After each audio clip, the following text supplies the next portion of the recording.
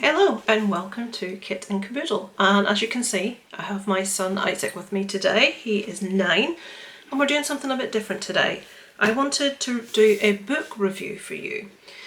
At the moment, with all the kids not being at school, obviously he's on his holidays, there's been a lot of emphasis on accelerated reading. If you're a parent you'll know what that is. Isaac's been doing a lot of reading and this is a book that I picked up for him. It's called The Boy at the Back of the Class. Now I'm going to apologise in advance at trying to pronounce this lady's name. Onjali Raúf, I think, is how it's pronounced. There you go, give you a look for yourself there.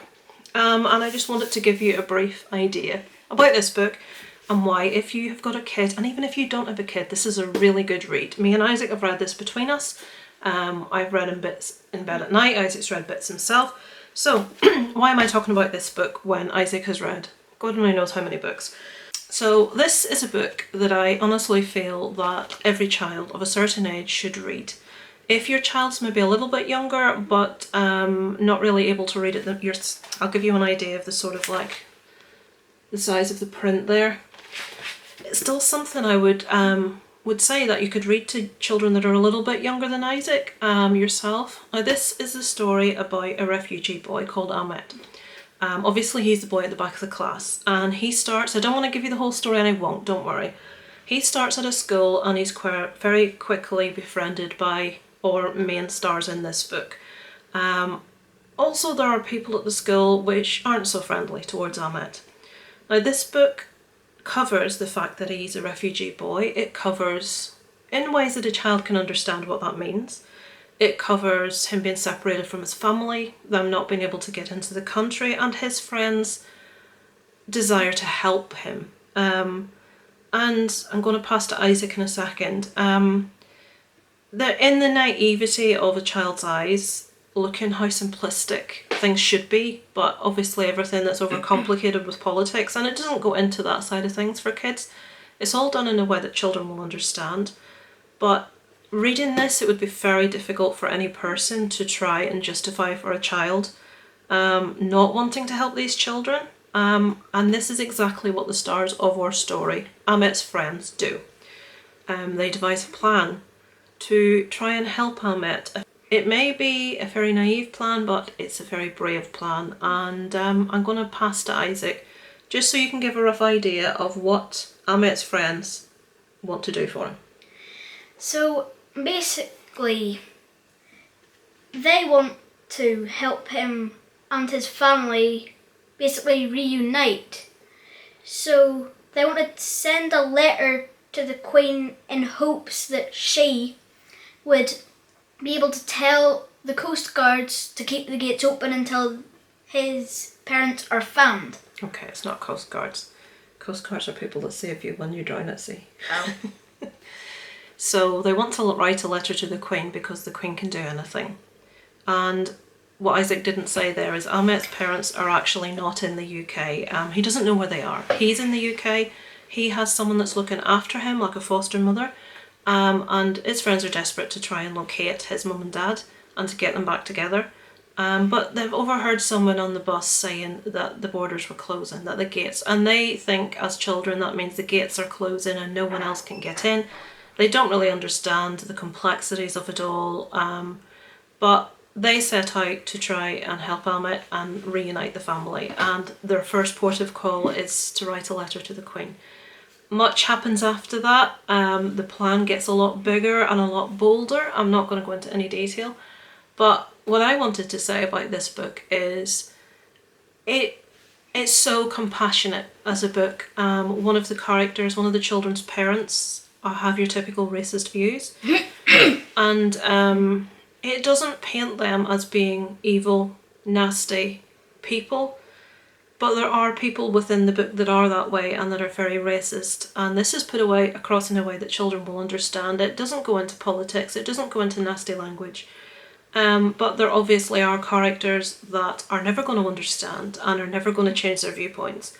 But then there's this character's parents who seem to be that way, but once it's opened up to them and once they hear Ahmet's story and once they get the facts and they're not being blinded by the media or certain publications, they actually can see that what the kids are trying to do is the right thing. initially they didn't want their child to have anything to do with Ahmet because refugee children are trouble. Isaac's laughing because I keep getting my words muddled up, so he's not laughing at what I'm saying. The book manages to put across different viewpoints all across the UK towards refugees. The good, the bad, the nasty. But as I say, not in a way that's too heavy for children, but in a way that as I was reading to him in an evening, Isaac was like aghast at some of the things that people were thinking and but why would they think that?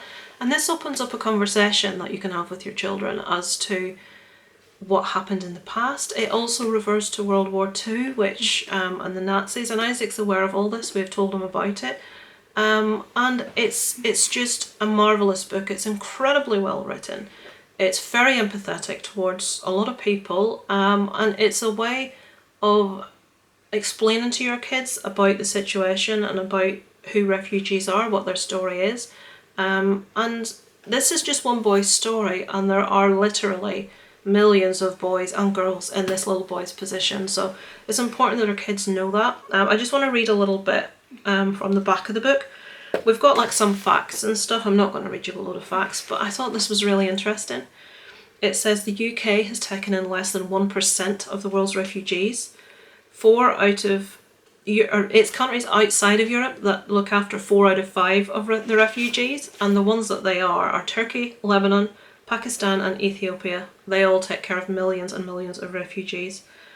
It said between them, they outweigh the number of refugees taken in by all 50 countries within Europe. So when you hear people talking about influxes and too many and all this rubbish, you know, we're the human race. That should be the only race that matters. It should be the only type of mankind that matters. It's humans. That should be what we should want to support these people. We should want to help them. We should want to support them. And what that means for us financially, to me, should not be the driving force. And this is very much something that is put across in this book in a way that children can understand. The lady that actually wrote this, I just wanted to read you this. So she says, up until September 2015, I'd never really thought about what the words refugee crisis really meant. Even though it was something that was spoken of in the news every day, it felt like an invisible crisis. Something that was happening in countries far, far away and to people I knew almost nothing about. But on 11 a.m. on the 2nd of September 2015, that all changed. Not just for me, but as I later came to find out, for thousands of people across the world. Because that was the morning nearly every single newspaper around the globe broke the story of Alan Curdy, a young boy who died at the age of 3 trying to cross the Aegean Sea with his family. Now, I'm not going to read the rest of it, but that is what started the inspiration for the author to write the book. I'm sure all of you adults out there have seen that image of the little boy on the beach. Isaac hasn't. I don't think it's something suitable to show him. It's just devastating, and the author does go on to talk about other situations, and she felt that in her tiny little way that she needed to do something. And I feel this book it's the start of education for a new generation and the hope that things may improve and that we may topple those people with the antiquated views and, you know, the people that are making the decisions that shouldn't be making the decisions. If we can educate our generation, our children's generation, to sort of be a bit more empathetic to these people, maybe one day we might have a chance for things to improve. So, what did you think of the book, Isaac? Well, I thought it was quite educational, like you were saying. Mm-hmm. Very well written. Mm-hmm. It was very well written. Did you like the characters? Yes. Out of all of them, probably my favourite was Amit. Mm-hmm. Because of his personality, not going too far. No. Because it'll tell you his personality in the book. Mm-hmm. And what about the friendship between all the kids? That was good. The friendships, and did it help you understand if someone asked you what a refugee was? Would you know what it was? Yes.